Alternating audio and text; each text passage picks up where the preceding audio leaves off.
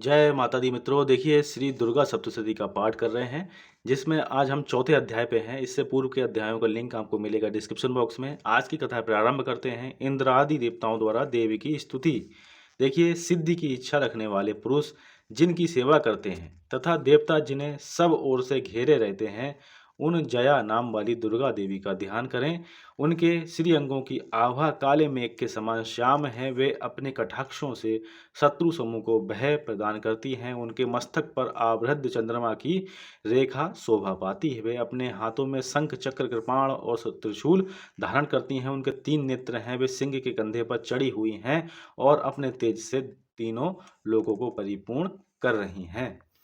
ऋषि कहते हैं, अत्यंत पराक्रमी दुरात्मा महिषासुर तथा, यहाँ पे देखिए एक चित्र देख लीजिए, काफी अच्छा चित्र है। देखिए, इंद्रादि देवताओं द्वारा भगवती दुर्गा का स्तवन इस प्रकार से चित्र दिया गया है। अब देखिए कथा देखते हैं।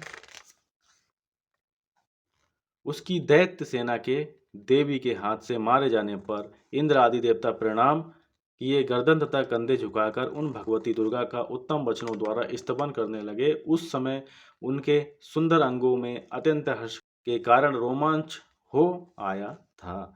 देवता बोले, संपूर्ण देवताओं की शक्ति का समुदाय ही जिनका स्वरूप है तथा जिन देवी ने अपनी शक्ति से संपूर्ण जगत को व्याप्त कर रखा है, समस्त देवताओं और महर्षियों की पूजनिया उन जगदम्बा को हम भक्तिपूर्वक नमस्कार करते हैं। वे हम लोगों का कल्याण करें।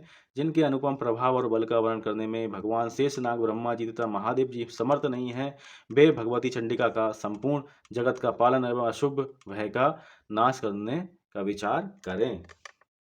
जो पुण्यात्माओं के घरों में स्वयं ही लक्ष्मी रूप से, पापियों के यहाँ दरिद्रता रूप से, शुद्ध अंतःकरण वाले पुरुषों के हृदय में बुद्धि रूप से, सत्पुरुषों में श्रद्धा रूप से तथा कुलीन मनुष्यों में लज्जा रूप से निवास करती हैं, उन आप भगवती दुर्गा को हम नमस्कार करते हैं। देवी, आप संपूर्ण विश्व का पालन कीजिए। देवी, आपके इस अचिन्त्य रूप का असुरों का नाश करने वाले भारी पराक्रम तथा समस्त देवताओं और दैत्यों के समक्ष युद्ध में प्रकट किए हुए आपके अद्भुत चरित्रों का हम किस प्रकार वर्णन करें। आप संपूर्ण जगत की उत्पत्ति के कारण हैं। आप में सतगुण, रजोगुण और तमोगुण, ये तीनों गुण मौजूद हैं, तो भी दोषों के साथ आपका संसर्ग नहीं जान पड़ता। भगवान विष्णु और महादेव जी आदि देवता भी आपका पार नहीं पाते। आप ही सबका आश्रय हैं। ये समस्त जगत आपका अंशभूत है, क्योंकि आप सबकी आदिभूत अव्यक्ता प्रकृति है। देखिए, देवताओं द्वारा देवी का स्तवन किया जा रहा है, स्तुति की जा रही है, इस प्रकार चित्र है। फिर देखिए, देवी संपूर्ण यज्ञों में जिनके उच्चारण से सब देवता तृप्ति लाभ करते हैं, वे स्वाहा आप ही हैं। इसके अतिरिक्त आप पितरों को भी तृप्ति का कारण है, अतएव सब लोग आपको स्वधा भी कहते हैं। देवी, जो मोक्ष की प्राप्ति का साधन है, अचिंत्य महाव्रत स्वरूपा है, समस्त दोषों से रहित जितेंद्रिय तत्व को ही सार वस्तु मानने वाले तथा मोक्ष की अभिलाषा रखने वाले मुनिजन जिसका अभ्यास करते हैं, वह भगवती परा विद्या आप ही है।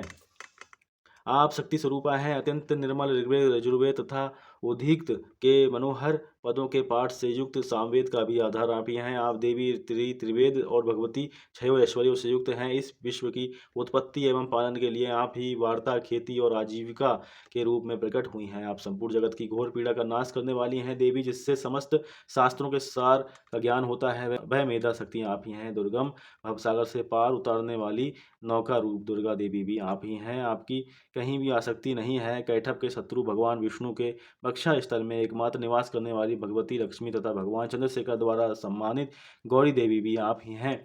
आपका मुख मंद मुस्कान से सुशोभित, निर्मल पूर्ण चंद्रमा के बिंब का अनुकरण करने वाला और उत्तम सुवर्ण की मनोहर कांति से कमनीय है। तो भी उसे देखकर महिषासुर को क्रोध हुआ और सहसा उसने उस पर प्रहार कर दिया। यह बड़े आश्चर्य की बात है। देवी, वही मुख जब क्रोध से युक्त होने पर उदय काल के चंद्रमा की भांति लाल और तनी हुई भौहों के कारण विकराल हो उठा, तब उसे देखकर जो महिषासुर के प्राण तुरंत ही निकल गए, यह उससे भी बढ़कर आश्चर्य की बात है, क्योंकि क्रोध में भरे हुए यमराज को देखकर भला कौन जीवित रह सकता है। देवी, आप प्रसन्न हो। परमात्मा स्वरूपा, आपके प्रसन्न होने पर जगत अभ्युदय होता है और क्रोध में भर जाने पर आप तत्काल ही कितने कुलों का सर्वनाश कर डालती हैं। ये बात सभी अनुभव में आई है, क्योंकि महिषासुर की ये विशाल सेना क्षण भर में आपके कोप से नष्ट हो गई है। सदा अभ्युदय प्रदान करने वाली आप जिन पर प्रसन्न रहती हैं, वे ही देश में सम्मानित हैं। उन्हीं को धन और यश की प्राप्ति होती है। उन्हीं का धर्म कभी शिथिल नहीं होता तथा वे ही अपने हष्ट पुष्ट स्त्री पुत्र और भृत्यों के साथ धन्य धान माने जाते हैं। देवी आपकी ही कृपा से पुण्यात्मा पुरुष प्रतिदिन अत्यंत श्रद्धापूर्वक सदा सब प्रकार के धर्मानुकूल कर्म करता है और उसके प्रभाव से स्वर्ग लोकों में जाता है। इसलिए आप तीनों लोकों में निश्चय ही मनोवांछित फल देने वाली हैं। माँ दुर्गे, आप स्मरण करने पर सब प्राणियों का भय हर लेती हैं और स्वस्थ पुरुषों द्वारा चिंतन करने पर उन्हें परम कल्याणमयी बुद्धि प्रदान करती हैं। दुख दरिद्रता और भय हरने वाली देवी, आपके सिवा दूसरी कौन है जिससे चित्त सबका उपकार करने के लिए सदा ही दरिद्राद्र रहता है। देवी, इन राक्षसों के मारने से संसार को सुख मिले तथा ये राक्षस चिरकाल तक नरक में रहने के कारण बड़े ही पाप करते रहे हो, इस समय संग्राम में मृत्यु को प्राप्त होकर स्वर्ग लोक में जाए निश्चय ही, यही सोचकर आप शत्रुओं का वध करती हैं। आप शत्रुओं पर शस्त्रों का प्रहार क्यों करती हैं? समस्त असुरों को दृष्टिपात मात्र से ही भस्म क्यों नहीं कर देती? इसमें एक रहस्य है। ये शत्रु भी हमारे शस्त्रों से पवित्र होकर उत्तम लोकों में जाएं, इस प्रकार उनके प्रति भी आपका विचार अत्यंत उत्तम रहता है।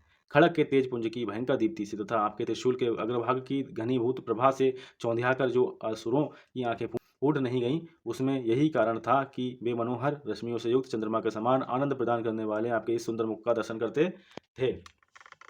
देवी, आपका शील दुराचारियों के बुरे बर्ताव को दूर करने वाला है, साथ ही यह रूप ऐसा है जो कभी चिंतन में नहीं आ सकता और जिसकी कभी दूसरों से तुलना नहीं हो सकती, तथा आपका बल और पराक्रम तो उन दैत्यों का भी नाश करने वाला है जो कभी देवताओं के पराक्रम को नष्ट कर चुके थे। इस प्रकार आपने शत्रुओं पर भी अपनी दया ही प्रकट की है। वरदायिनी देवी, आपके इस पराक्रम की किसके साथ तुलना हो सकती है, तथा शत्रुओं को भय देने वाली एवं अत्यंत मनोहर रूप भी आपके सिवा और कहाँ है? हृदय में कृपा और युद्ध में निष्ठुरता, ये दोनों बातें तीनों लोकों के भीतर केवल आप में ही देखी गई हैं। माता, आपने शत्रुओं का नाश करके इस समस्त त्रिलोकी की रक्षा की है। उन शत्रुओं को भी युद्ध भूमि में मारकर स्वर्ग लोक में पहुंचाया है तथा उन्मत्त दैत्यों से प्राप्त होने वाले हम लोगों के भय को भी दूर कर दिया है। आपको हमारा नमस्कार है। देवी, आप शूल से हमारी रक्षा करें। अंबिका, आप खड़ग से भी हमारी रक्षा करें तथा घंटा की ध्वनि और धनुष की टंकार से हम लोगों की रक्षा करिए। चंडिके, पूरब, पश्चिम और दक्षिण दिशा में आप हमारी रक्षा करें तथा ईश्वरी, आपने त्रिशूल को घुमाकर आप उत्तर दिशा में हमारी रक्षा करें। तीनों लोकों में आपके जो परम सुंदर एवं अत्यंत भयंकर रूप विचरते रहते हैं, उनके द्वारा भी आप हमारी तथा इस भूलोक की रक्षा करिए। अंबिके, आपके कर पल्लवों में शोभा पाने वाले खड़ग, शूल और गधा आदि जो जो अस्त्र हों, उन सब के द्वारा आप सब ओर से हम लोगों की रक्षा करिए। ऋषि कहते हैं, इस प्रकार जब देवताओं ने जगन माता दुर्गा देवी की स्तुति की और नंदन वन के दिव्य पुष्पों एवं गंध चंदन आदि के द्वारा उनका पूजन स्तवन किया, तब सबने मंगल सब जब भक्तिपूर्वक दिव्य धूपों की सुगंध निवेदन की, तब देवी ने प्रसन्न वदन होकर प्रणाम करते हुए सब देवताओं से कहा। देवी बोली, देवताओं, तुम सब लोग मुझसे जिस वस्तु की अभिलाषा रखते हो उसे मांगो। देवता बोले, भगवती ने हमारी सब इच्छा पूर्ण कर दी, अब कुछ भी बाकी नहीं है, क्योंकि हमारा ये शत्रु महिषासुर मारा गया। महेश्वरी, इतने पर भी यदि आप हमें और वर देना चाहती हैं, तो हम जब जब आपका स्मरण करें तब तब आप दर्शन देकर हम लोगों के महान संकट दूर कर दिया करें। और प्रसन्न मुखी अंबिके, जो मनुष्य इन स्तोत्रों द्वारा आपकी स्तुति करे, उसे वित्त, समृद्धि और वैभव देने के साथ ही उसकी धन और स्त्री आदि संपत्ति को भी बढ़ाने के लिए आप सदा हम पर प्रसन्न रहें। ऋषि कहते हैं, राजन, देवताओं ने जब अपने तथा जगत के कल्याण के लिए भद्रकाली देवी को इस प्रकार प्रसन्न किया, तब वे तथास्तु कह के कहीं वहीं अंतर ध्यान हो गई। भूपाल, इस प्रकार पूर्व काल में तीन लोगों का हित चाहने वाली देवी जिस प्रकार देवताओं के शरीरों से प्रकट हुई थी, वह सब कथा मैंने कह सुनाई। अब पुनः देवताओं का उपकार करने वाली वे देवी दुष्ट दैत्यों तथा शुम्भ निशुम्भ का वध करने एवं सब लोगों की रक्षा करने के लिए गौरी देवी के शरीर से जिस प्रकार प्रकट हुई थी, वह प्रसंग सब प्रसंग मेरे मुंह से सुनो, मैं उसका तुमसे यथावत वर्णन करता हूँ। इस प्रकार श्री मार्कंडेय पुराण में सार्वणिक मनवंतर की कथा के अंतर्गत देवी महात्मा में शुक्रादि स्तुति नामक चौथा अध्याय संपूर्ण हुआ।